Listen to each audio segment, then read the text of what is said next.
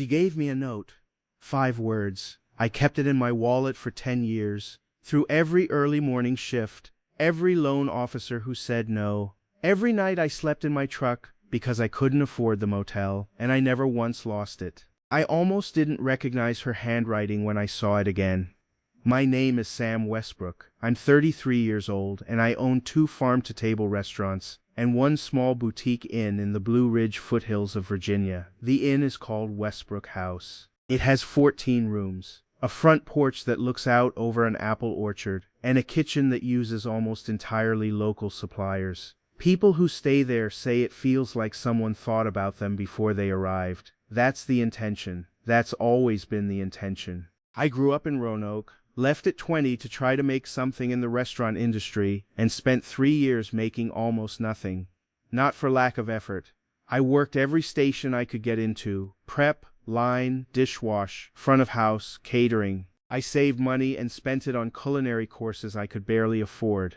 I had a plan. I had a notebook full of plans. What I didn't have was the capital to start anything or anyone willing to loan it to a 23-year-old with no collateral and a notebook full of plans. The summer I was 23, I was driving through Cedar Ridge, Virginia, on my way to an interview in Charlottesville for a sous chef position that might have finally gotten me somewhere. My truck broke down 12 miles outside town. The repair would take 3 days and cost more than I had. The interview was the next morning. I had $42 and no way to get there. I sat on a bench beside the Cedar Ridge Farmers Market with my phone dead and my options down to nothing. And that was when a girl with dark hair and flour on her apron brought me a jar of honey and sat down beside me and asked me what I was building. Her name was Lily Harmon. She was 18 years old and worked her mother's honey and jam stand every Saturday. She had hazel eyes that looked like they were paying real attention, and the specific directness of someone who had grown up with work and didn't see any reason to waste words. "You've been sitting there for 2 hours, she said. "Normal people don't do that unless something's wrong." "Truck broke down," I said, and I looked at her. "And I have an interview in Charlottesville tomorrow morning and no way to get there." "What's the interview for?" "Sous chef position, small restaurant group. They're expanding." "Is it what you want?" "It's a start." "That's not what I asked." She opened the jar of honey and held it out. "What do you actually want to build?" No one had asked me that in years. I took the honey because I was hungry, and because she was looking at me like the answer mattered. I told her about the inn I wanted to open. Small, with a kitchen that used local food, where the guests felt like people and not transactions, where the staff knew your name, where things were made by hand. She listened without interrupting. When I finished, she said, "People who can describe what they want to build that clearly usually end up building it. I can't even get to my interview. That's a logistics problem," she said, "not a vision problem." She stood up and went back to her mother's stand. I thought that was the end of it. It wasn't.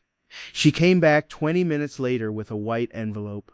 "There's $480 in here," she said. "It's what I saved over the summer for a new extractor for the honey operation. The old one still works. Your chance might not wait." I looked at the envelope. "I can't take this." "You're not taking it," she said. "I'm lending it to someone who's going to use it correctly. You don't know me." "No," she said, "but I know the look of someone who isn't done yet." She also gave me a note, torn from a small spiral notebook, folded twice. On it, in handwriting that slanted slightly to the right, were 5 words. "Some seeds just need water." I read it twice. "Go," she said. "The 6 o'clock bus gets you to Charlottesville by 10. I took the bus. I got the job. 3 years later, I opened Westbrook House. And for 10 years, I carried that note and looked for Lily Harmon. The looking had taken many forms over the decade. I went back to Cedar Ridge twice in the first 3 years. The market was still there. The honey stand was still there, but a different family ran it. A neighbor said the Harmons had moved. She wasn't sure where. I hired a search firm at year 5. Nothing. The name Lily Harmon existed in multiple counties. None of them were her. I drove 2 hours to a farmer's market in Staunton once, because a vendor had a stand with the same red-checked cloth Lily's mother had used. Different woman entirely. I told myself the looking was about repayment. I owed her $480 with 10 years of interest. I told myself I wanted to thank her properly, to show her that the money hadn't been wasted on someone who quit. That was the version I said out loud.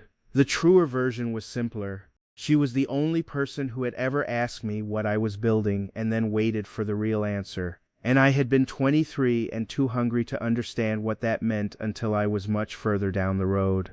Marcus, my operations director and the person who knew my schedule better than I did, had watched me make detours for farmers markets for years without ever asking for the full explanation. He had learned to recognize the specific look that came over my face when I was about to suggest a route adjustment for no obvious logistical reason. He said once, "Whoever she is, she made a significant contribution to this company." "She really did," I said. "You know you could try." "I know," I said. "I've tried everything." I had done everything except find her. The Cedar Ridge Inn opened in late April. Westbrook House number 3. 12 rooms, a kitchen garden behind the building, a covered porch looking out at the mountains. I had chosen Cedar Ridge for the obvious commercial reasons. Growing weekend tourism, proximity to the wine country route, underserved boutique accommodation market. I had also chosen it for a reason I didn't put in the business plan. The farmers market in Cedar Ridge ran on Saturdays. The first Saturday I was in town, I went before I had any reason to go other than that I went to farmers markets in Cedar Ridge. I walked the rows of stands without a list. Vegetables, cut flowers, bread, candles. At the far end of the row, a hand-painted wooden sign, Harmon's Honey and Jam. I stopped. The woman behind the table had dark honey-colored hair, loose, falling past her shoulders, hazel eyes looking up from a price tag she was rewriting. She was about 28. She looked up when she felt someone standing there. Something happened in her face, quick, controlled, and then it settled into a smile. "Looking for something specific?" "Honey," I said. "What's your wildflower like?" "Light floral, low sweetness, good for coffee." She lifted a small jar. "This one's from early spring. The clover fields before the orchard blooms." I bought 3 jars. I came back the following Saturday, and the one after that. Her name was Lily Harmon. I found this out on the 3rd Saturday when I finally asked, not because I suspected, but because I had been buying honey for 3 weeks, and it seemed strange not to know the name of the person I was buying it from. When she said it, I went very still. "Lily Harmon?" I said. She looked at me. Something in her expression shifted, careful and deliberate. "That's right." "Did you grow up around here?" "Born here," she said. "Left for a few years, came back." "Was your mother's stand at this market?" "Still is, in a way," she said. "She passed 2 years ago. I kept the recipes." I looked at her, trying to find the 18-year-old in the 28-year-old in front of me. The face was different. The eyes were the same. I had been 23 and hungry and not paying the right kind of attention. I wasn't certain. "I'm sorry about your mother," I said. "Thank you." She set a jar of strawberry jam on the table. "You're the one opening the inn on Orchard Road?" "Westbrook House," I said. "We open in 2 weeks." "Good name," she said. "You from here originally?" "No, Roanoke. I came through Cedar Ridge once, a long time ago. I always meant to come back." She looked at me for a moment. "Funny how some places do that," she said. "Make you feel like you owe them a return." I couldn't tell if she knew. Her expression gave me nothing. "Something like that," I said. I left with 4 jars of honey and the specific unsteadiness of a person who might have just found something they'd been looking for without being entirely sure. The habit formed quickly. Tuesdays and Thursdays Lily opened the shop, a small storefront on Maple Street, 3 blocks from the market, with a wooden counter and glass cases of honey jars organized by bloom and season. She kept the shop the way her mother had kept the stand, clean, specific, without pretension. Everything had a hand-lettered label. The lavender honey said where the lavender grew. The sourwood said which mountain the bees had worked. I started ordering honey for the inn's kitchen and restaurant, not in large quantities, nothing that would change her operation, but enough that I had a reason to come by on Tuesdays and Thursdays. I told myself it was sourcing. The kitchen did use it. That part was true. She always had a coffee ready when I came in. Not asked for, just there. "You tracked my schedule," I said one Tuesday. "You're consistent," she said. "Most people in the restaurant industry are. Their timing is built around service windows." You know the restaurant industry? My mother sold to restaurants for 15 years. I learned what their people looked like. She slid the coffee toward me. Honey in yours? That's unusual for someone in the industry.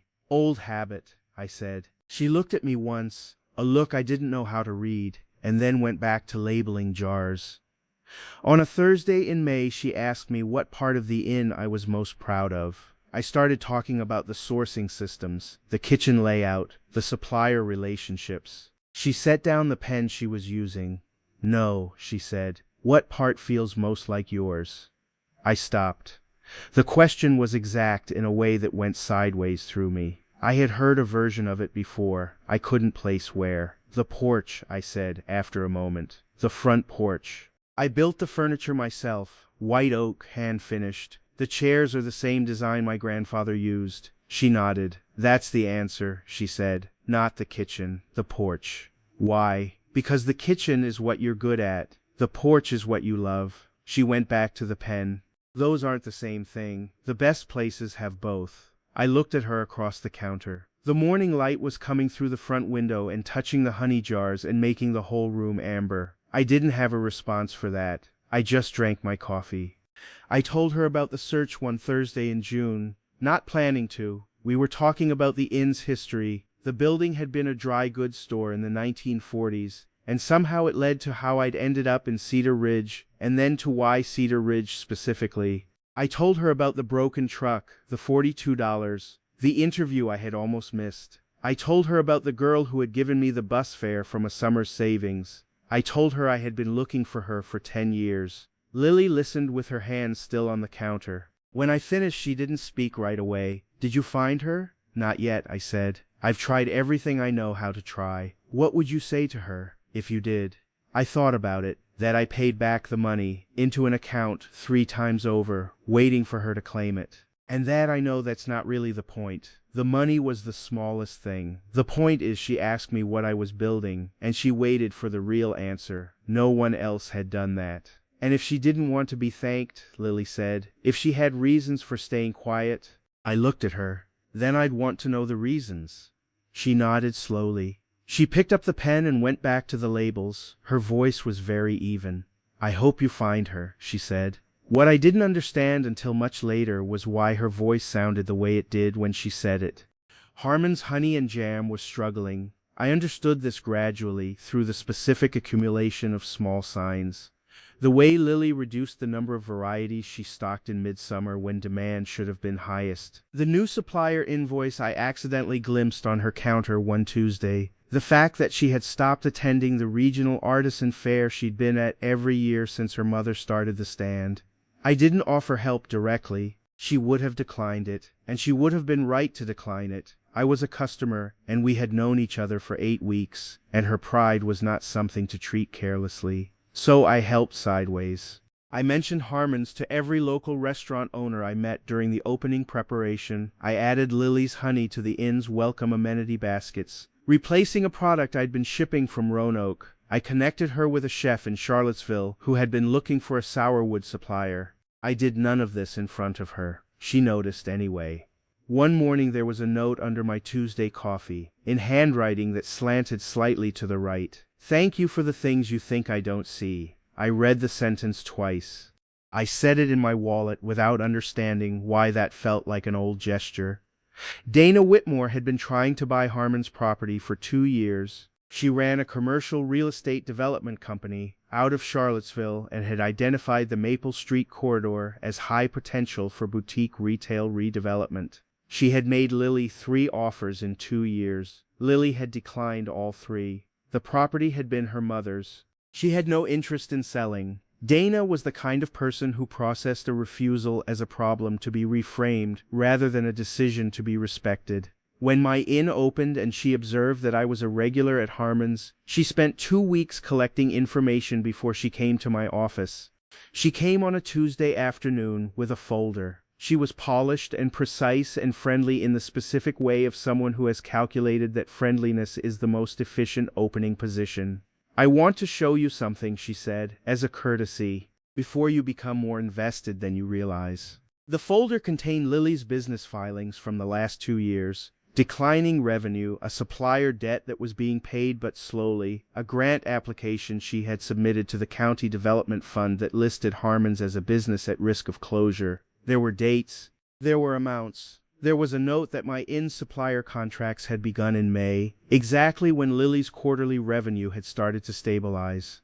She knew who you were before you met her, Dana said. She recognized you from press coverage of the Westbrook house opening. She positioned herself as a supplier to get access. I looked at the documents. Every number in them was real. The debt was real. The revenue was real. The timing was accurate. That's one story, I said. It's the documented one, Dana said. I didn't dismiss her. I should have. Instead, I made the same mistake I had made at 23 in reverse. I stopped trusting what I could see with my own eyes and started trusting what someone else had organized into a document for me to read. I didn't accuse Lily, I simply withdrew. I came to the shop less. I didn't extend the supplier contract. I kept the interactions brief and professional and didn't look for the real conversations we'd been having. She noticed within the first week, I could tell because she noticed everything, but she didn't ask. She simply kept making the coffee and setting it on the counter and going back to work, and her dignity in the face of what I was doing was harder to be near than anything else about it. What ended it was a phone call from my mother, Helena Westbrook, 61 years old, still living in the same house in Roanoke where I had grown up, still refusing every offer I made to move her somewhere larger. She called on a Wednesday evening and said she had been going through old boxes and found something I should see. I drove down on Thursday morning. She had a photograph. It was from the summer I was 23, a photo someone had taken of me in Cedar Ridge before I found the bench. Before the truck was fixed, before any of it. I was standing near the farmer's market, backpack on my shoulder, thin the way I was thin that summer when I didn't eat reliably. At the far edge of the frame, barely in it, slightly out of focus, was a woman's honey stand with a red checked cloth. And beside the stand, a girl about 18 with dark hair, looking toward the camera without quite looking at it. I looked at the girl in the photograph for a long time. Then I reached into my wallet. I had carried the note for 10 years, folded in the same compartment, refolded when the creases wore through, the paper darkened from years against my skin. I placed it on the table beside the photograph. 5 words, in handwriting that slanted slightly to the right. I looked at the note Lily had left under my coffee 3 weeks ago. I had carried that too, without examining why. I placed it on the table. The handwriting was identical. My mother was watching me from across the table. "You found her," she said. I couldn't answer her.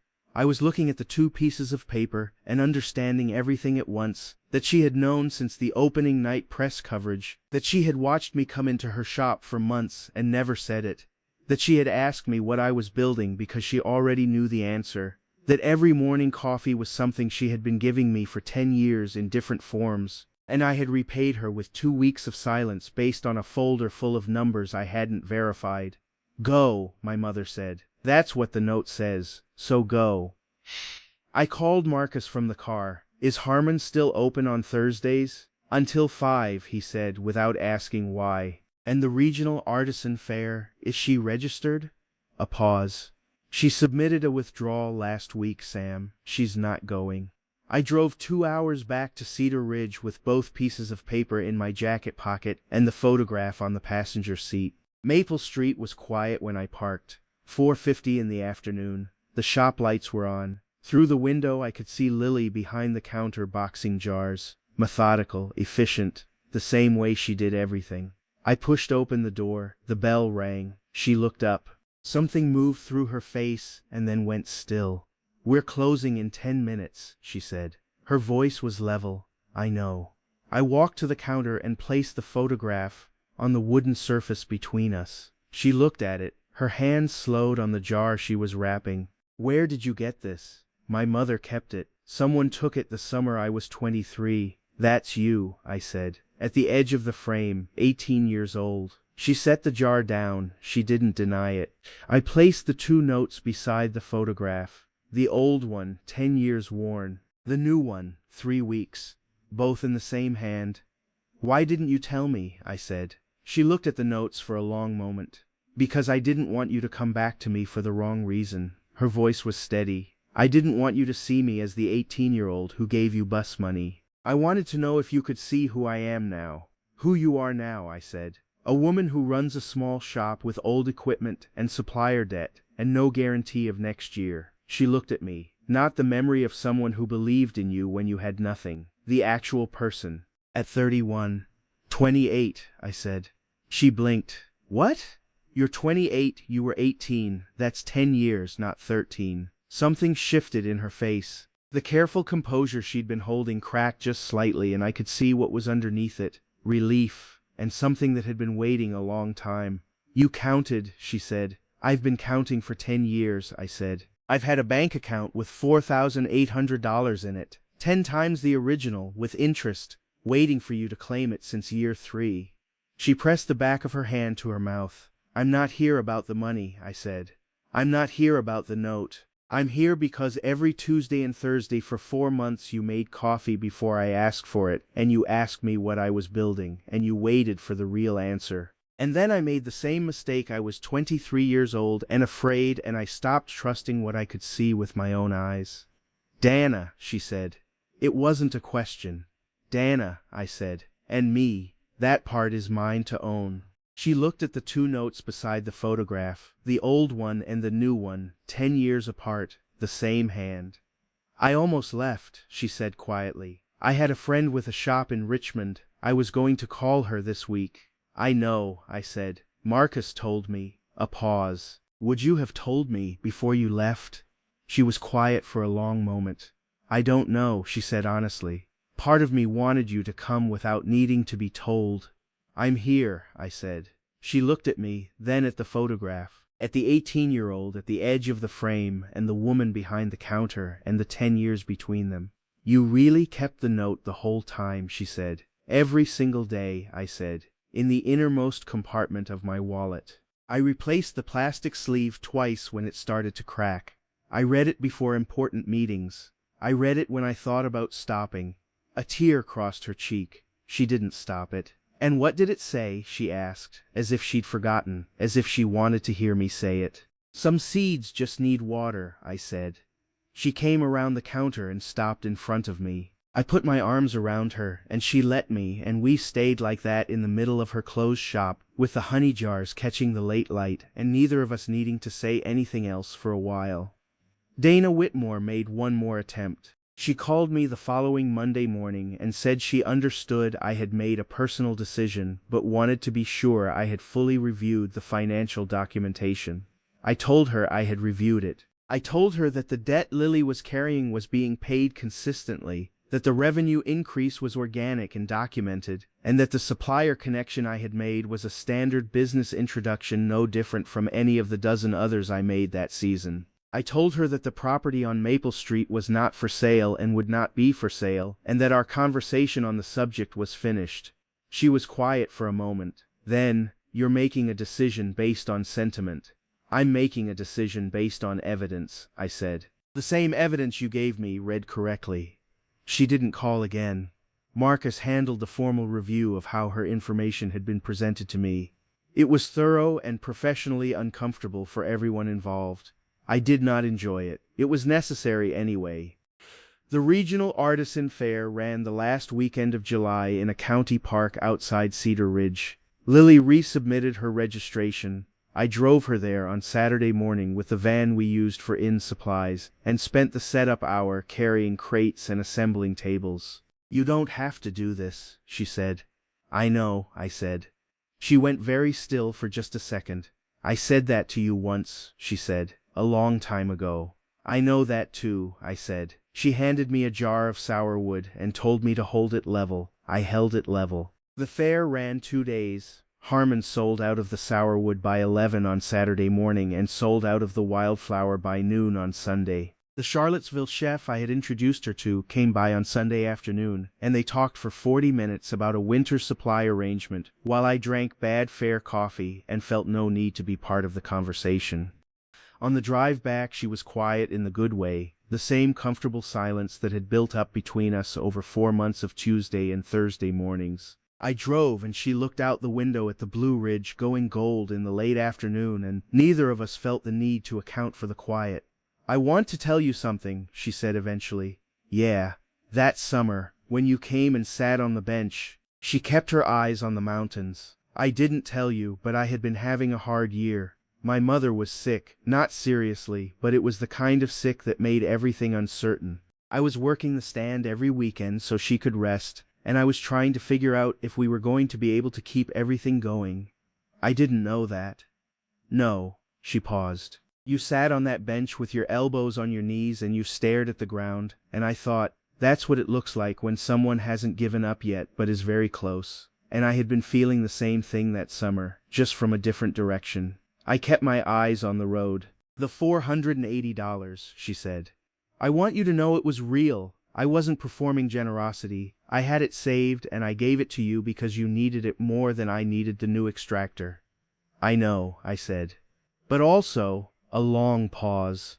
I think I needed to do something that felt like it mattered that day, and believing in a stranger felt like it mattered. I drove for a while without speaking. Then, did it? Did it what? Matter, I said. The believing. She turned from the window and looked at me. You're sitting here, she said. So I think so. The oak chairs on the inn's porch were the ones I had built by hand in my first workshop. A rented space in Roanoke with one good saw and a lot of sandpaper and more failed attempts than I told anyone about. I was proud of them for the reason Lily had named, not because they were technically exceptional, but because they were mine in the most direct sense. She sat in one of them on a Thursday evening in August while I read the week's supplier reports on the next chair over. We had developed the habit of ending the day there. She usually came by after closing the shop, and I was usually finishing the last of the administrative work. The mountains went purple at dusk, and then darker, and the orchard made its particular smell in the August heat. What are you going to do with the Maple Street shop? I asked. Keep it, she said. It was my mother's. It's mine. The debt will be cleared in 18 months at the current rate. I know, I said. I looked at the numbers. She looked at me sideways. When Dana gave them to me, I should have read them properly the first time. She was quiet. And?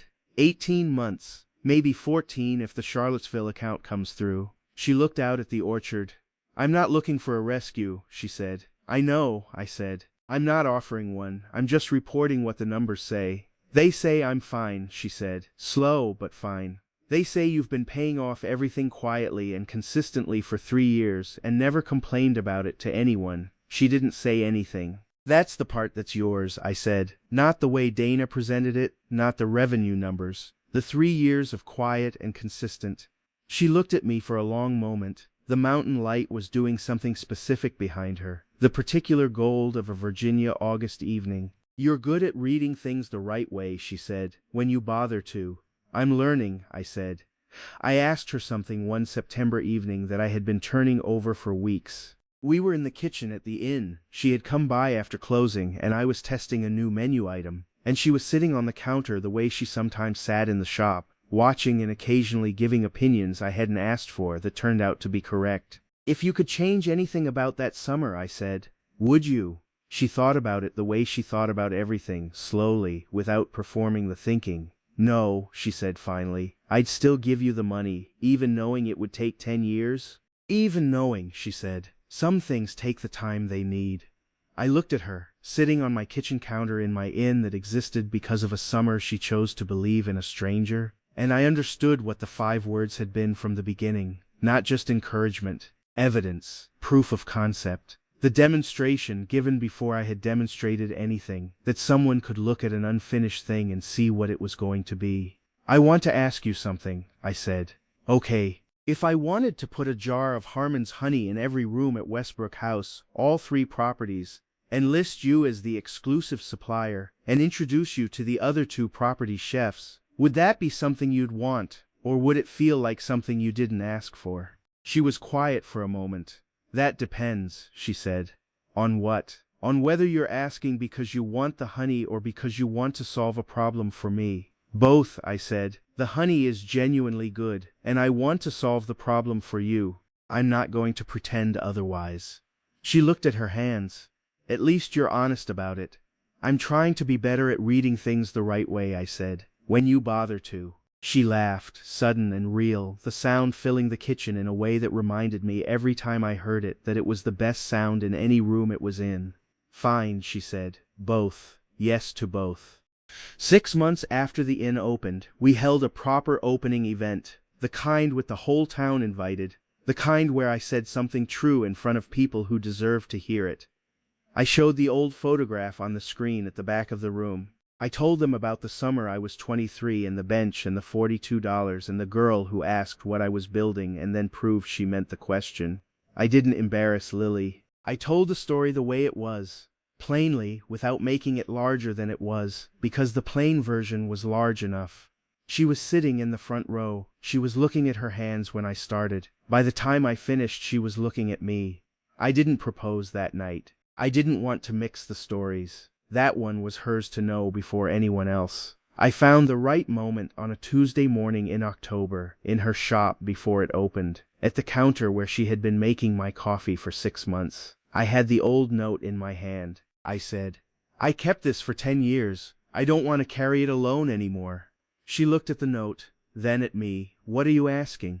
"I'm asking if you'll let me keep looking for you, every day, even now that I've found you." She took the note from my hand. She set it on the counter. Then she reached under the counter and brought out a small jar of sourwood, the early spring batch, from the clover fields before the orchard bloomed. She set it beside the note. "Yes," she said, "but I want you to know I'm going to keep making you earn it."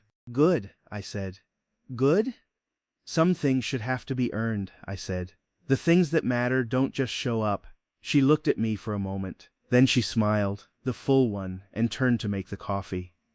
The note is framed now. It hangs on the wall at Westbrook House, the Cedar Ridge property, in the small reading room off the main hallway. Under it is a line from the opening ceremony which Marcus had printed in the same typeface we use for the menu. "The smallest acts of belief travel the farthest." The original photograph hangs beside it, the one my mother found, the 23-year-old with the backpack and the blurry honey stand at the edge of the frame. Harmon's Honey and Jam supplies all 3 Westbrook House properties now. The Maple Street shop is debt-free. Lily hired 2 part-time people in the spring and is working on a line of seasonal preserves she plans to expand into the fall market circuit. She talks about the next step the way she talks about everything, specifically, without rush, with the patience of someone who understands that things grow at the speed they grow and not faster. I sit on the inn's porch most evenings when I'm in Cedar Ridge. The chairs I built in a rented workshop in Roanoke hold up. White oak, it holds if you finish it properly. Lily comes by on Tuesdays and Thursdays. On Tuesdays we work through the supply ledgers, and on Thursdays we don't work at all, which was her idea and which turned out to be the correct idea. The mountains are visible from the porch when the haze is low and the orchard smells right in the August heat and in the October cold. She gave me 5 words 10 years ago. Some seeds just need water. I've spent the decades since trying to understand what they contained, and I think the truest reading of them, the one I couldn't have arrived at 23, is this: that the belief came first, before the evidence, before I had demonstrated anything that would justify it. She looked at an unfinished thing and described what it was going to be.